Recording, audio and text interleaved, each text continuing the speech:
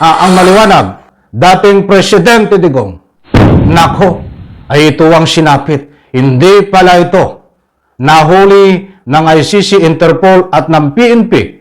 Bagos, ito pala ay nakidnap ng mga banyaga kaya dinala ho diyan ho sa ibang bansa. Yan ho ang... Alright, welcome back to my YouTube channel. I'm Andes Vlog. Nako, ito ho, matindi ho ito. Breaking news.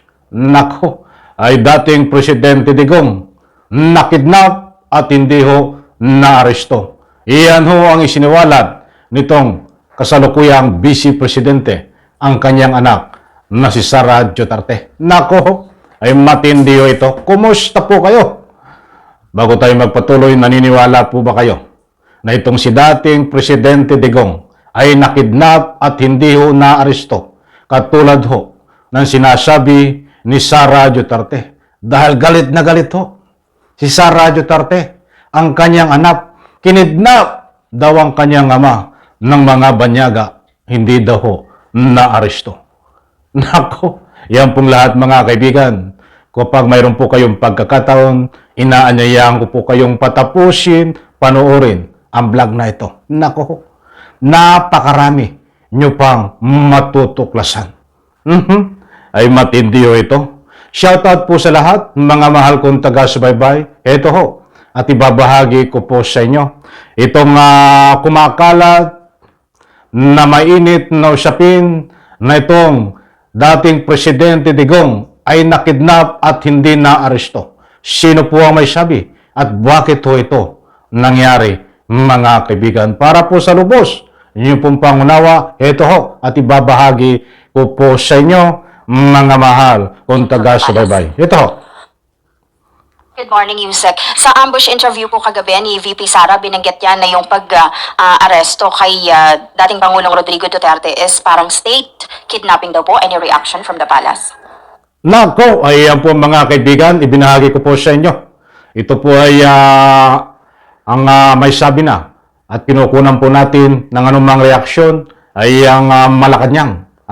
Bibigyan po natin ng linaw dahil dito ho, sa binabahagi ko po sa inyo, ang malaking question ay kinidnap itong si dating Presidente Digong. Yan ho, ang pinapakalat ni Sara Duterte. Ulitin po natin para lubos nyo pong maunawaan. Ito ho. Good morning, Yusek. Sa ambush interview po kagabi ni VP Sara, binanggit yan na yung pag-aresto kay dating Pangulong Rodrigo Duterte is parang state kidnapping daw po. Any reaction from the palace? State kidnapping. What does he mean by that? Now, what does she mean by that? State kidnapping. Well, I guess I have to stick with the word kidnapping. Ano-ano po ba yung elements ng kidnapping? Ay ano-ano nga bang elements ng kidnapping? Gusto ko munang kunin ulit ang iyong panig. Naniniwala po ba kayo na nakidnap ng mga banyaga itong si dating Presidente Digong kaya ngayon ay nandiyan ho sa dahig sa Netherlands? Diyan po sa comment section, inaanyayahan ko po kayo na magbigay ng anumang public opinion. Ito po, ituloy po natin at napakarami pa nating matutuklasan dito. Ba? Pagkuha ng sapilip. I have to stick with the word kidnapping. Ano-ano po ba yung elements ng kidnapping? Ba? Pagkuha ng sapilitan ng walang otoridad. Yan yung pinakasimple. Yan ang pinakasimple para sa taong bayan. Unang-una po, paano po magiging kidnapping? Kung may warrant of arrest. It was issued by an authority, by the court. Kapag ka po mayroon ng issuance ng anumang order from the court, we have to comply. Iyan po mga kaibigan, pinapaliwanag po ng Malacanang sa pamagitan po ni Atty. Claire, ang PCO, na ito ay hindi po isang uri ng kidnapping. Kaya't dito sa mga nagtatanong, na ika nga po kumakalat sa malaking stream media, social media, na pinapakalat to ni Sara Duterte ay kinidnap ang kanyang ama. Kaya nandyan ho sa Netherlands. Dahil, mga kaibigan, ituloy po natin, mga kaibigan, ito pa. Especially sa ating po nangyari ay through Interpol. Hindi po pwedeng kapag ka po nagsiserve ang sino mang otoridad, let's say sheriff, atin na lang po itong tatalikuran, or ating sasaktan, o ating susuntukin. Hindi po pwedeng ganun. kung ano po ang nandiyan dyan at legal po na masasabi nating order from the court. Good. Ayan na mga kaibigan, maliwanag ho. Nangyari po yan, kaya nandun ho si dating Presidente Digong sa The Hague, Netherlands, nakakulong po mga kaibigan dahil ho sa utos ng bisa ng warrant of arrest galing ho sa ICC na nagsanib po ang PNP sa panguna po ng ating PNP chief at siyempre ang actual mismo na naghuli dito kay dating Presidente Digong ay ang itong si General Torre. Shoutout General Torre. Ay talagang matindi ang ginawa ho dito kahit minumura at inaabuso nitong anak ng dating Presidente Digong ay minumura ho eh. Kung anong mga sinasabi, pinipiyay pa ay hindi ho matinag itong ating General Torre para hulihin at isalbi ang warrant of arrest dito ho kay Digong sa tulong ho ng Interpol. Nagsani po mga kaibigan. Ini-explain po natin, pinapaliwanag dahil marami po ang nagtatanong sa comment section.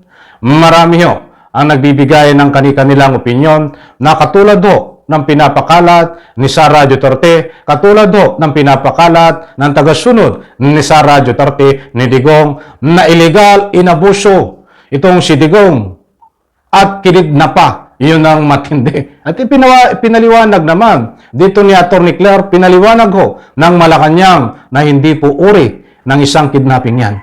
Yan pong pinapakalat ni Sara Duterte at ng kanilang mga tagasunod ay isang uri ho na hindi nila matanggap na itong kanilang amo na si Digong ay nakakulong ngayon at kinuha ng mga ICC ho sa tulong ho ng Interpol. Iyan po ang katotohanan mga kaibigan. Kaya huwag po tayong maniwala.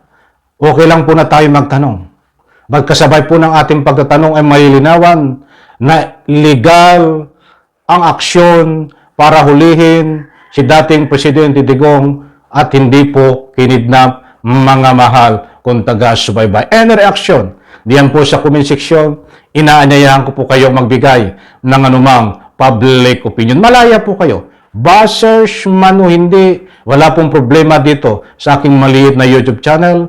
Malaya po kayo. May karapatan kayo na magbigay ng anumang public opinion diyan po sa comment section. Nagkaintindihan po tayo. So, maliwanag po ngayon ay sa bisa ho ng warrant of arrest ay legal na hinuli, na silbihan itong si Digong at wag po tayong maniwala sa pinapakalat po nila, isang propaganda at lumang tugtugin na yan, mga kaibigan. Nako! Heto ho, ang maliwanag, dating Presidente Digong, nako, ay ito ang sinapit. Hindi pala ito nahuli ng ICC, Interpol at ng PNP. Bagos, ito pala ay nakidnap ng mga banyaga, kaya dinala ho diyan ho sa ibang bansa. Yan ho ang pinapakalat ni Sara Duterte, mga kaibigan. Datapwat, tinatalakay po natin ito at nang sa ganun ho,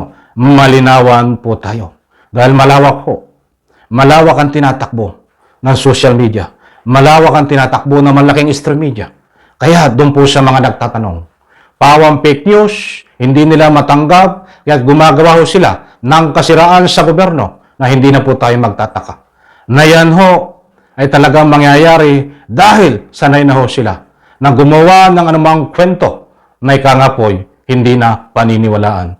Muli po mga kaibigan, sa lahat ho ng aking mga taga-subaybay, mga mahal kong taga-subaybay, maraming salamat po sa suporta nyo. Itong channel pong ito ay napakalaki po na ikangapoy pinagdaanan laban ho dito sa usapin ng ICC. But anyway, ano man ang inyong public opinion, pabormang kayo dito kay Digong, pabormang kayo dito sa ating kasalukuyang presidente.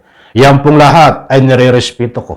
Yan pong lahat ng inyong opinion na yan ay nire-respeto ko dahil alam ko bawat isa sa atin ay iba't iba ang opinion. Kaya't makikita nyo ho, ang sabi ko nga, huwag kayong matakot, huwag kayong mag-alinlangan. Ang comment section po ay welcome para magbigay kayo ng anumang public opinion. Only public opinion, mga kaibigan. Huwag po tayong gumamit ng anumang ikakasira ng ating sarili. But anyway, hindi ko kayo kayang pigilan. Alam ko mga kaibigan, nakuha nyo na ang gusto kong ipunto. Muli po maraming salamat. Isang like ko sa video na ito. Pagpalain po tayo lahat. Bye-bye. Palapakan.